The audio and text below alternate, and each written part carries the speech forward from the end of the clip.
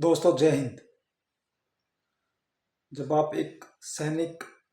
के मुंह से सुनते हैं कि दुश्मन कौन, तो स्वाभाविक रूप से आपके दिमाग में, आपके मन में आता है कि एक सिपाही जब भारतीय सिपाही जब दुश्मन के बारे में बात करेगा, तो या तो वो चाइना के बारे में बात करेगा या पाकिस्तान के बारे में बात करेगा या कई ऐसे देश जो भारत की प्रोग्रेस, डेवलपमेंट को पसंद नहीं कर रहे हैं, उनके बारे में बात करेगा।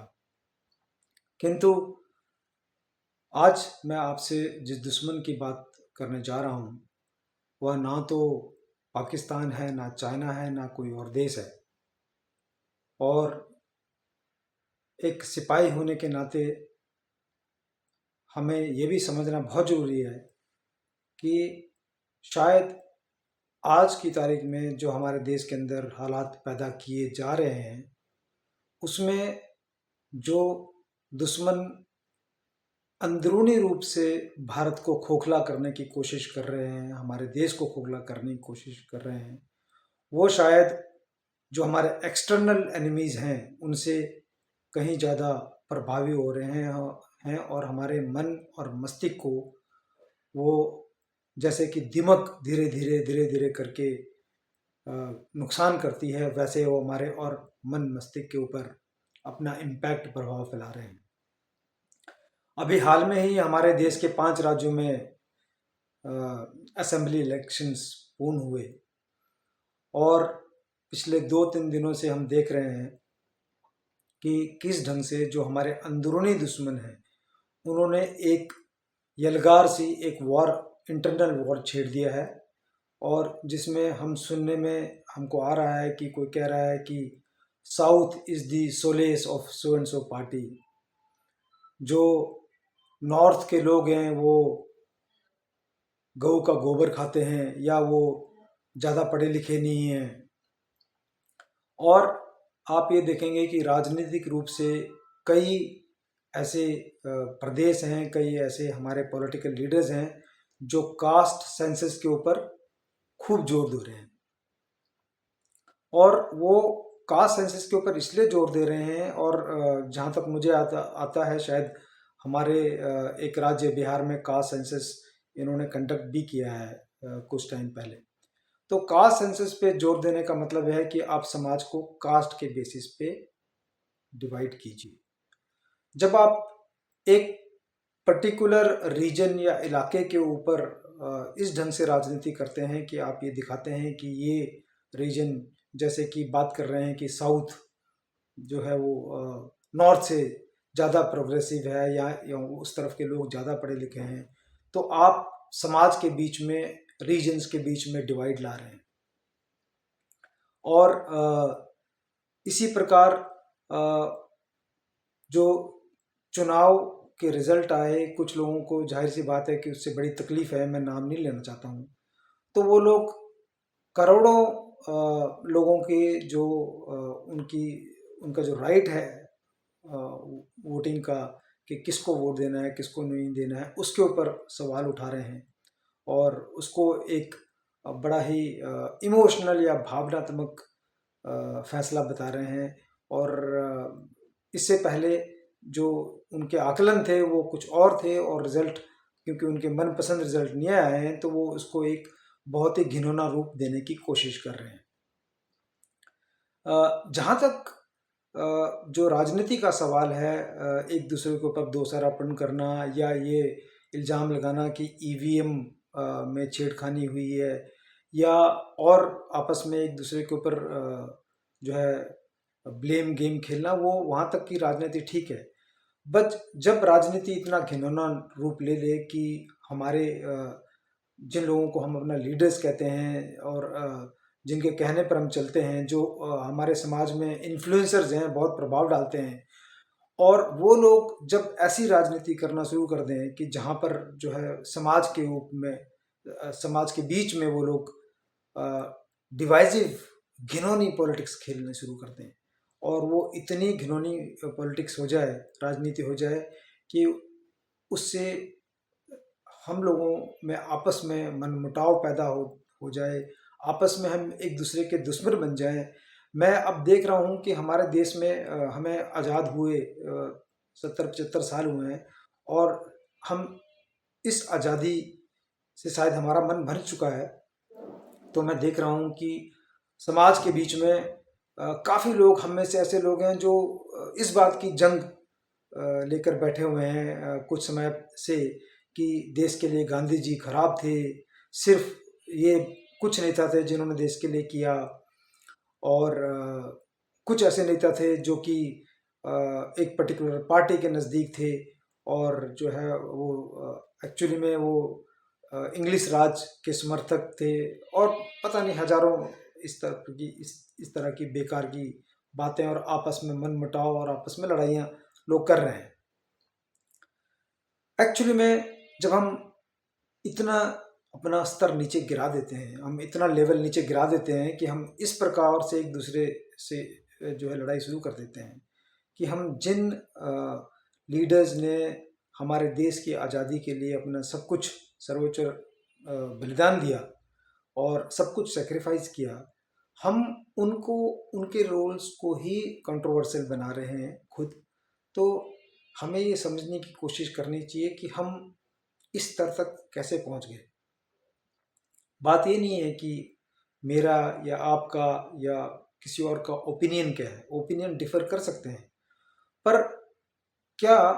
हम लोगों को ये समझने की कोशिश नहीं करनी चाहिए कि ऐसे कौन लोग हैं, ऐसे कौन चरित्र हैं जो हमारे बीच में, समाज में, आपस में इतना बड़ा डिफरेंस लेके आ रहे हैं, इतनी हमारे बीच में जो है वो फैला रहे हैं डिफरेंसेस, या जो हमारे बीच में, आप ये कहना चाहिए कि दुश्मनी की भावना लेके आ रहे हैं, कि हम आपस में ही अब लड़ने को तैयार हो गए हैं। कहानी ये है कि हम ये कहते हैं कि भारत सोने की चिड़िया होती थी। भारत में इतनी पुरानी सिविलाइजेशन है, हमारे कल्चर हैं, हमारी हेरिटेज है। तो हमें ये सवाल पूछना चाहिए कि अगर हम सचमुच इतनी अच्छी सिविलाइजेशन थे, और हम अपने जो हमारे कल्चर हैं, जो हमारी संस्कृति है, उसके ऊपर हम इतना गर्व करते हैं, तो हम लोग इतने साल गुलाम कैसे रहे? क्या वो हमारे समाज में हम लोगों के बीच में कमियां थी जिनकी वजह से हमारे ऊपर जितने भी इन्वेडर्स आए वो भारत को इन्वेड करके गए, या उन्होंने यहाँ पर अपना शासन स्थापित किया और हजारों साल तक यहाँ पर रूल किया हमारे ऊपर? और ज़्यादा पुरानी बात नहीं है, 200-250 साल तो एक छोटा सा देश, छोटा सा मुल्क हमारे ऊपर राज करके गया। हमने इतना कुछ बर्दाश्त किया, सालों साल स्ट्रगल ऑफ इंडिपेंडेंस चलता रहा, कितने हमारे जो है लोग उसमें, उन्होंने अपना सब कुछ बलिदान किया। हमें इन चीज़ों से सीख लेनी चाहिए। और ये बहुत ही एक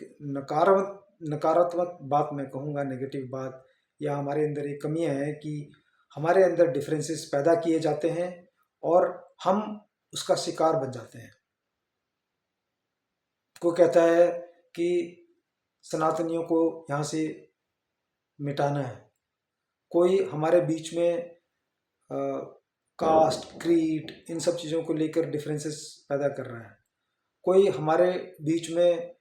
कुछ लालच देकर, छोटे मोटे लालच देकर जो है लोग हमारे ऊपर राज करना चाहते हैं, और हम वो अलाउ कर देते हैं। हम छोटे छोटे लालचों के लिए अपने आप को जो है कॉम्प्रोमाइज कर देते हैं। तो जो डिवाइसिव पॉलिटिक्स है वो हमको अंदर से खोखला कर रही है, और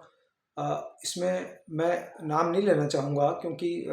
जब किसी का नाम लेते हैं तो हम एक्चुअली में उसको और पब्लिसाइज करते हैं और उसको पब्लिसिटी देते हैं। पर आपको, मेरे को, हमको ये अच्छी तरह से दिख रहा है, हमारी अगर आंखें खुली हैं, हमारे कान खुले हुए हैं, तो ये दिख रहा है कि कौन लोग हैं हमारे समाज के अंदर जो इस प्रकार की घिनौनी राजनीति कर रहे हैं, कौन हमको भड़का रहे हैं, कौन लोग हैं जो इस समाज के अंदर अराजकता और जो है आपस में जो मन मुटाव है उसको बढ़ोतरी दे रहे हैं। हम लोगों को अगर आज आगे बढ़ना है तो हमारे लिए ये जरूरी है कि हम आपस में एकता बना के रखें, भारत की सभ्यता को जानें, हमारी संस्कृति को जानें, और जो लोग और या जो ऑर्गेनाइजेशन या जो भी पार्टीज हमारे बीच में डिवाइसिव पॉलिटिक्स कर रहे हैं वो हमारे सबसे बड़े दुश्मन हैं। एक सिपाही होने के नाते मैं इतना जानता हूँ, इतना समझता हूँ कि एक सेना जो है वो जो बाहर के दुश्मन है, जो हमारे देश के बॉर्डर्स के उस पार जो हमारा एनिमी है, उससे सामना कर सकते हैं और कर रहे हैं। पर आप ये देखिए कि अगर देश के अंदर हमारे अपने ही लोग हमारे दुश्मन बन जाएंगे, देश के दुश्मन बन जाएंगे, तो एक सिपाही का जो बलिदान दे रहा है देश के लिए, वो बलिदान व्यर्थ है, उसके कोई मायने नहीं है। क्योंकि अगर आपस में ही लड़ मरना है देश के अंदर ही, और आपस में ही एक दूसरे को हमने काटना है, तो फिर हमें किसी दुश्मन की जरूरत नहीं है, वो सब अंदर ही हो जाएगा। और वो जिस जिस हिसाब से और जिस लेवल पर हम देख रहे हैं कि घिनौनी हरकतें की जा रही हैं, साउथ नॉर्थ डिवाइड पैदा किया जा रहा है, कास्ट क्रीड में डिवाइड पैदा किया जा रहा है, आपस में ही हम एक दूसरे से इतना जो है मनमुटाव कर रहे हैं कि कोई बड़ी बात नहीं है। कि मैं नाम दोबारा से नहीं लेना चाहूँगा, पर हिस्ट्री में ऐसे बहुत एग्जाम्पल मौजूद हैं कि कई ऐसे देश हैं जहाँ पर जब उनके समाज में आपस में फूट पड़ गई, सिविल वॉर हुआ, और उसके बाद उस समाज का जो रूप था, जो प्रारूप था, वो रूप और प्रारूप ही बदल गया। आप एग्जाम्पल ले लीजिए ग्रीक का, आप एग्जाम्पल ले लीजिए लेबनान का, आप एग्जाम्पल ले लीजिए ईरान का, और आज की तारीख में यूरोप की कुछ कंट्रीज में क्या हो रहा है आप उसको देखिए कि वो समाज अब आपस में कितना जो है वो बिखर चुका है। और वहाँ पर जो वहाँ के एडमिनिस्ट्रेशन है, जो वहाँ पर पुलिस है, जो भी प्रबंधन है वहाँ पर, उनको जो समाज में टूट फूट हो रही है उसको कंट्रोल करने में कितनी दिक्कत हो रही है। तो जो अंदरूनी दुश्मन है उसको पहचानिए, जो हमारे बीच में आपस में हमको लड़वा रहा है उसको जानिए, जो भेदभाव पैदा कर रहा है उसको पहचानिए, और जो हमारे बीच में आज एकता की जरूरत ज़्यादा है। क्योंकि आज जब भारत इतनी तेज़ी से डेवलपमेंट कर रहा है और नए नए हम रिकॉर्ड्स बना रहे हैं डेवलपमेंट में, और काफ़ी हर फील्ड में, चाहे स्पोर्ट्स ले लें, चाहे हम इंडस्ट्री ले लें, चाहे हम कोई भी फील्ड उठाएं, आज भारत पिछले चंद सालों से काफ़ी अच्छी उन्नति कर रहा है। जब इतनी अच्छी उन्नति हम कर रहे हैं तो हमें सबसे ज़्यादा जो ज़रूरत है वो जो देश के अंदर, जैसे मैंने पहले कहा कि जो देश के अंदर फूट पैदा कर रहे हैं, जो हमको आपस में लड़ाने की कोशिश कर रहे हैं, जो हमारे बीच में फूट डाल रहे हैं, उनको पहचानिए, जानिए, और इस घिनौनी राजनीति का हिस्सा मत बनिए, और आप अपने देश की प्रोग्रेस में, डेवलपमेंट में अपना कंट्रीब्यूशन दीजिए। ऐसे ही हमें भारत को आगे बढ़ाना है। और अगर हम चाहते हैं कि जो हम बात करते हैं कि हम फिर सोने की चिड़िया बने, या हम अखंड भारत की बात करते हैं, तो अगर इस राह पर चलना है तो हमें जो देश को तोड़ने वाली अंदरूनी ताकतें हैं उनसे न सिर्फ बचना पड़ेगा, बल्कि हमें उनको काउंटर करना पड़ेगा और उनको हमें हराना पड़ेगा। जय भारत, जय हिंद।